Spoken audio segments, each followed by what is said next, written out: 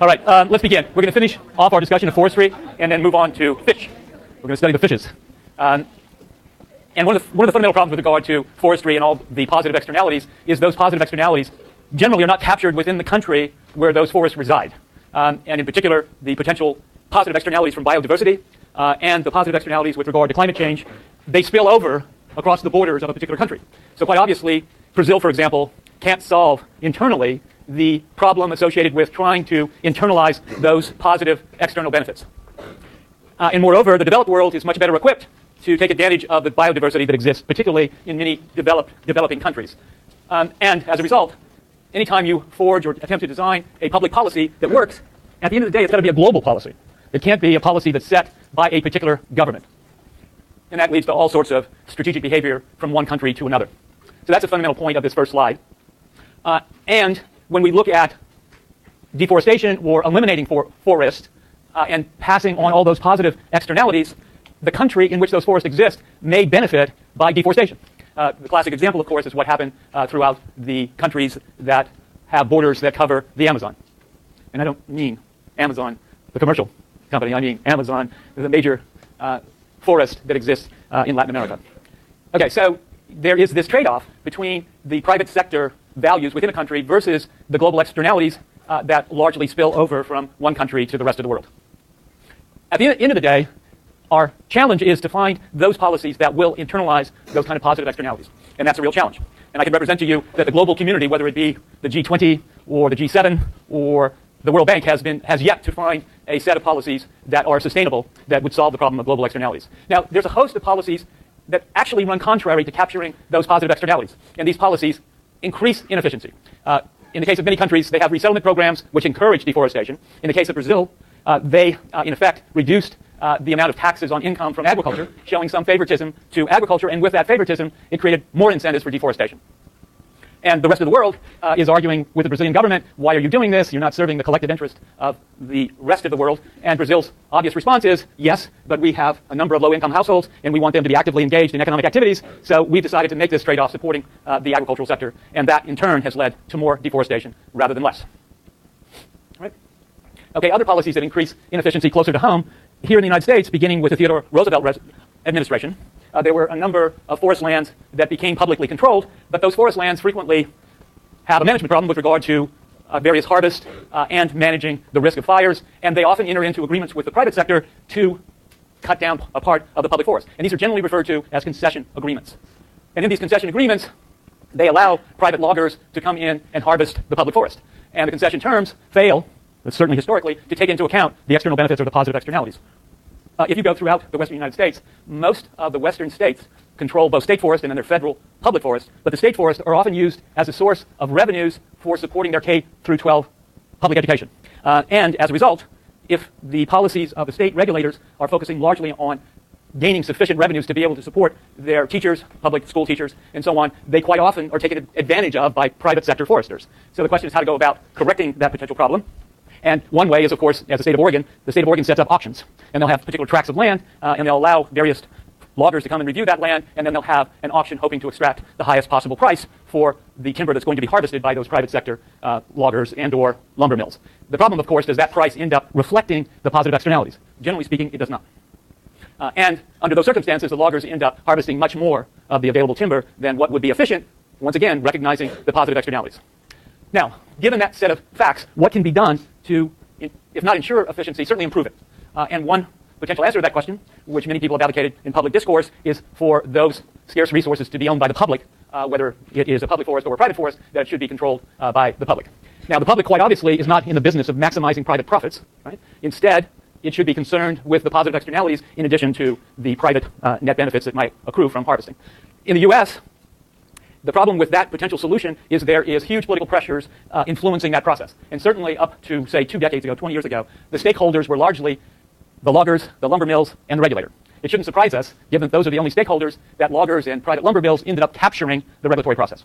But over time, the public interest has heightened, and with that public interest has become many environmental organized interests which are attempting to counter those political pressures that lead to more rather than less deforestation. Okay? Historically, there's been a lot of studies showing that ultimately these public forests particularly if the price on cutting down the timber is well below its inherent market value, then the taxpayers who maintain those forests through their tax payments, in whatever form they come, end up being the source that has the burden for maintaining those forests largely for the private interests. And under those circumstances, the positive externalities associated with wildlife, recreational activities, carbon management, carbon sequestration, those are all inadequately protected. So the evidence is that public ownership by itself can't solve the global externalities of, in particular, climate change and biodiversity. Okay, let's take a simple example, and I think we briefly introduced this in the last lecture. But if public ownership is not going to work, then what about taking our current forests that are held either by individual states or the federal government and privatize those?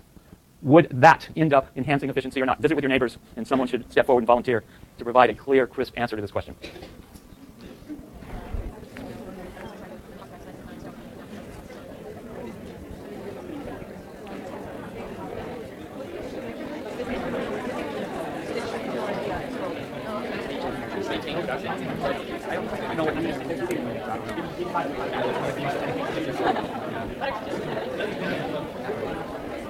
Oh, yeah.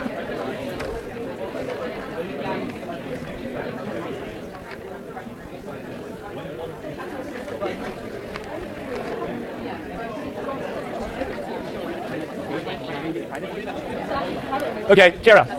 Tara, what's the answer? No. Why not? There wouldn't be any what?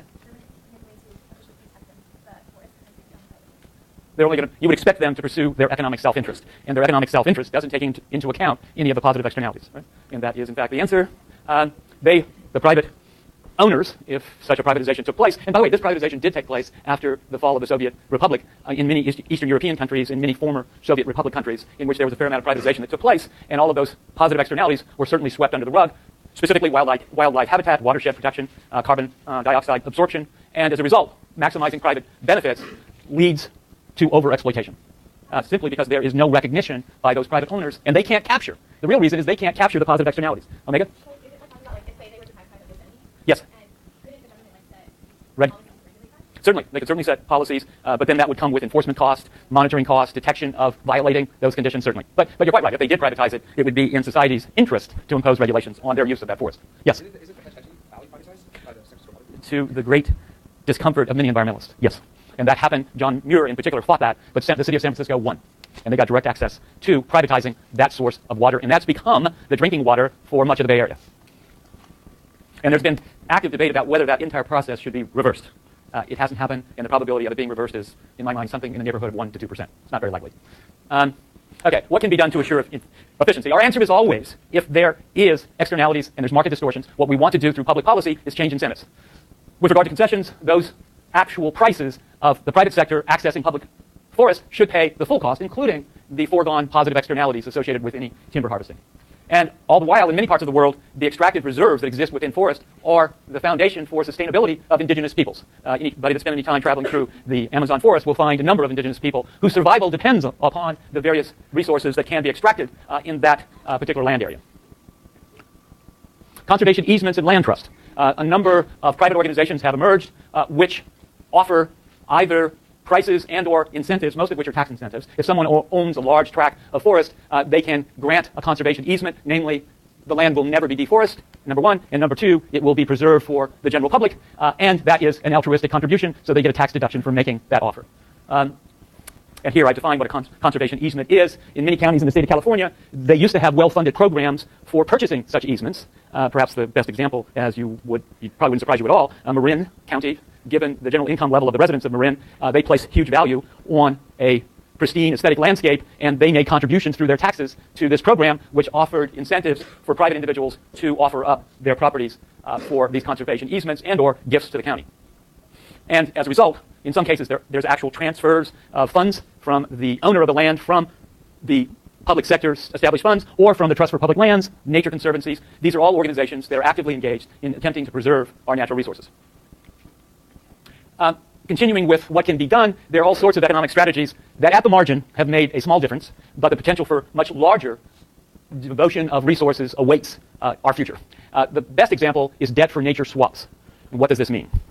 Many countries, let's take concretely Bolivia. Bolivia has borrowed money from the international community to finance, say, public goods within the country of Bolivia. their public schools. And once it became clear to the marketplace that there was a distinct possibility that Bolivia may default on its sovereign debt, everybody knows what sovereign debt means, right? Do we all know what sovereign debt means? No, we don't.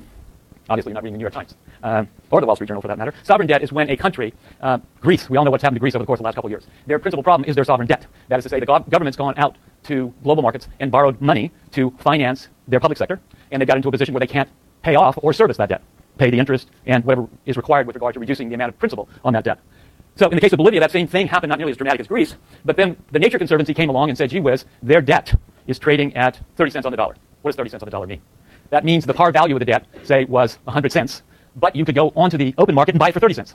And that's exactly what the Nature Conservancy did. Then they took the outstanding debt, went to the Bolivian government, and said, we will swap this sovereign debt, which means you can retire it, you, the government of Bolivia, as long as you give us a right to a particular large tract of forest land within Bolivia, and we enter into a formal contractual agreement where that forest will be maintained, recognizing its global externalities and its assistance with regard to biodiversity, its assistance with regard to mitigating the effects of global warming. And here, all I've done in this slide is just describe that process, namely some non-governmental organization acting independently, but that non-government organization, at the end of the day, you can think about it as being an aggregator. It's going out to all of those that have an altruistic interest in maintaining those scarce resources, those forests. And Nature Conservancy, for example, would get a number of people, individuals, to contribute. They would then aggregate the necessary funds to buy the debt and then go to the Bolivian government and make that swap, namely swapping that debt for preserving some natural resources within the borders of Bolivia. Another example, a real example, is what happened in Guatemala, where two environmental agencies, non-governmental agencies, arranged for a $20 million debt for nature swap. And the ultimate benefit of the bargain is that the developed countries benefit because they no longer have to service that debt by paying principal and interest amortized over some future period of time, and they too end up with some preservation of their natural resources, in particular the forests. Okay? So they end up being far better off than they would be. So it is a Coasian solution, right? Because what you have is negotiations that are going on. The property rights are clearly defined. The country in question, if it's a public forest, has a property right over the forest. And moreover, the Nature Conservancy or the Trust for Public Lands has a property right on the funds that they're using to acquire the sovereign debt. That sovereign debt then becomes their property right, and you've got the basis for a trade or a transaction. Justin? No, all of those contracts specify the general public within that country's access under restrictions, right? So it is, at the end of the day, that's an example of a Coasian solution. In addition, there are many scarce species that are available. We talked briefly about Taxol. Remember the weed? What was the name of the weed again? Pardon? Yew tree. Right. So many countries have entered into contractual agreements with pharmaceutical companies that give those pharmaceutical companies the property right to exclusively extract particular species, to do research, clinical studies, to determine whether there's some API that might be available to solve various indications, health risk indications. And that is going on, once again, at the margin. But these companies pay royalties to the developing country in question to preserve that biological diversity. All right. The other major example, there's a lot of interest in today's world about ecosystem services. And how do you go about capturing the value through transactions for those services? And the classic example here is carbon sequestration credits. This is happening largely in the small, in many developing countries, and to some degree in the developed world as well, where the forests provide these positive externalities, and someone comes along and wants to pay for that particular positive externality. How do they go about doing that? The most effective way is for a cap-and-trade system on carbon credits, where a particular company in, say, the United States that is emitting carbon emissions, but they buy credits in, say, some faraway country to offset the carbon emissions that they're generating in one country to achieve some carbon neutrality. That's beginning to happen, and it requires a lot of creativity. In fact, the people that are involved in trying to orchestrate the emergence and sustainability of those markets are very entrepreneurial and very creative. Private forest owners end up then getting paid for maintaining and enhancing the quality of their forest, planting new trees, and those credits are sold to firms who have some legal obligation to be carbon neutral, or at least to reduce the amount of the impact of their carbon emissions into the environment.